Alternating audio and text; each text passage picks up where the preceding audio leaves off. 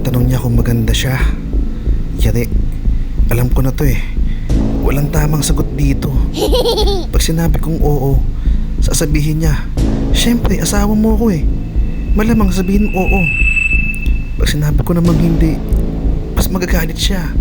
Sabihin niya, ganun. So sa iba ka na nagagandahan. Teka, sandali. Walang tamang sagot dito eh. Anong gagawin ko?